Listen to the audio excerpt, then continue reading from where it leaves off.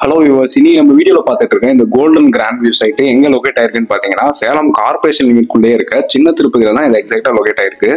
இந்த சைட்டோட ஸ்பெஷாலிட்டி என்னன்னு பாத்தீங்கன்னா fully compounded gated community site. இது நல்லா சுத்தி ரெசிடென்சியல் ஏரியாவுக்கு நடுவில் வீடுகள் நிறைந்த பகுதியில் சென்ட்ரலே இந்த சைட் லொகேட் ஆயிருக்கு.